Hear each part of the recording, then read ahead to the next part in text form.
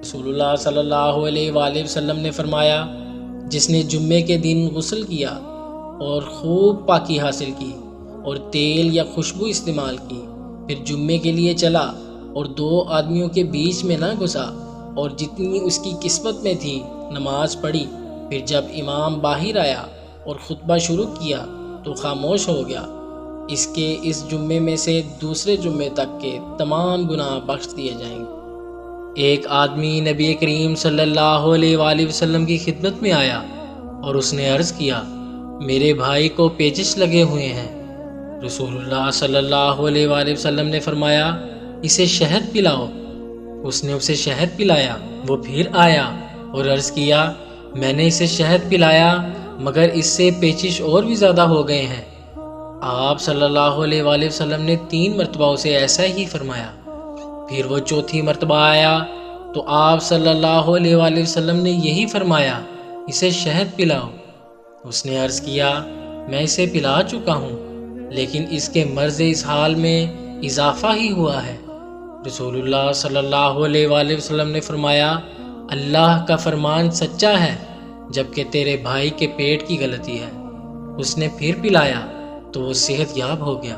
حضرت ابو ہریرہ رضی اللہ تعالیٰ عنہ سے روایت ہے کہ رسول اللہ صلی اللہ علیہ وآلہ وسلم نے فرمایا، 3 قسم کے لوگوں، مکاتب جو کہ ادائیگی چاہتا ہو، عفت و پاک دامنی کی خاطر نکاح کرنے والے، اور اللہ کی راہ میں جہاد کرنے والے کی اللہ ضرور مدد کرتا ہے۔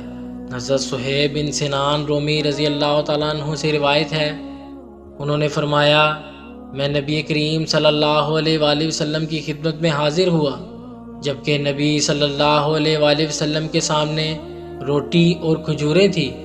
نبی کریم صلی اللہ علیہ وآلہ وسلم نے فرمایا، آئیے تناول کیجیے۔ میں نے کھجوریں کھانا شروع کر دی۔ نبی کریم صلی اللہ علیہ وآلہ وسلم نے فرمایا، تم کھجوریں کھا رہے ہو حالانکہ تمہاری آنکھ دکھتی ہے۔ میں نے کہا، میں دوسری طرف سے چبا رہا ہوں۔ رسول اللہ صلی اللہ علیہ وآلہ وسلم مسکرا دیے۔ حضرت جابر بن عبداللہ رضی اللہ تعالیٰ عنہ سے روایت ہے، رسول اللہ صلی اللہ علیہ وآلہ وسلم نے فرمایا، جس چیز کی زیادہ مقدار سے نشہ آئے اس کی تھوڑی مقدار بھی حرام ہے۔ حضرت ابو امامہ باہلی رضی اللہ تعالیٰ عنہ سے روایت ہے، رسول اللہ صلی اللہ علیہ وآلہ وسلم نے فرمایا، رات دن کا نظام ختم نہیں ہوگا حتیٰ کہ میری امت کے کچھ لوگ شراب پئیں گے لیکن اسے اس کے نام شراب کے سوا دوسرے نام سے پکاریں گے۔ حضرت عبداللہ بن سلام رضی اللہ تعالیٰ عنہ سے روایت ہے، انہوں نے فرمایا، جب نبی صلی اللہ علیہ وآلہ وسلم مدینہ منورہ تشریف لائے تو لوگ جلدی جلدی آپ کی خدمت میں حاضر ہونے لگے اور گلیوں بازاروں میں عام لوگ کہنے لگے، اللہ کے رسول صلی اللہ علیہ وآلہ وسلم تشریف لے آئے، اللہ کے رسول صلی اللہ علیہ وآلہ وسلم تشریف لے آئے، اللہ کے رسول صلی اللہ علیہ وآلہ وسلم تشریف لے آئے۔ 3 بار کہا۔ میں بھی لوگوں کے ساتھ زیارت کے لیے حاضر ہوا۔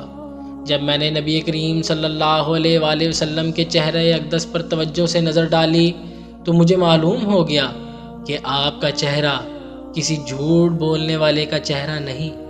نبی کریم صلی اللہ علیہ وآلہ وسلم کا جو ارشاد میں نے سب سے پہلے سنا وہ یہ تھا، اے لوگو، سلام عام کرو، کھانا کھلایا کرو، صلہ رحمی کرو، اور جب لوگ سو رہے ہوں تو تم رات کو نماز تہجد پڑھو، تم سلامتی کے ساتھ جنت میں داخل ہو جاؤ گے۔ حضرت عبداللہ بن عباس رضی اللہ عنہ سے روایت ہے، رسول اللہ صلی اللہ علیہ وآلہ وسلم نے فرمایا، جو شخص صدقہ دے کر اپنا صدقہ واپس لے لیتا ہے اس کی مثال کتے کی سی ہے جو قے کرتا ہے پھر پلٹ کر اپنی قے کھا لیتا ہے۔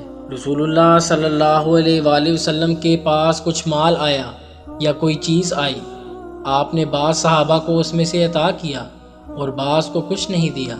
پھر آپ صلی اللہ علیہ وآلہ وسلم کو معلوم ہوا کہ جن لوگوں کو آپ نے نہیں دیا انہیں اس کا رنج ہوا، اس لیے آپ صلی اللہ علیہ وآلہ وسلم نے اللہ کی حمد و تعریف کی، پھر فرمایا، اما بعد، خدا کی قسم میں بعض لوگوں کو دیتا ہوں اور بعض کو نہیں دیتا، لیکن میں جس کو نہیں دیتا وہ میرے نزدیک ان سے زیادہ محبوب ہے۔ جن کو میں دیتا ہوں، میں تو ان لوگوں کو دیتا ہوں جن کے دلوں میں بے صبری اور لالچ پاتا ہوں، لیکن جن کے دل اللہ تعالیٰ نے خیر اور بے نیاز بنائے ہیں میں ان پر بھروسہ کرتا ہوں۔ عمر بن تغلب بھی انہی لوگوں میں سے تھے۔ خدا کی قسم، میرے لیے رسول اللہ صلی اللہ علیہ وسلم کا یہ ایک کلمہ سرخ اونٹوں سے زیادہ محبوب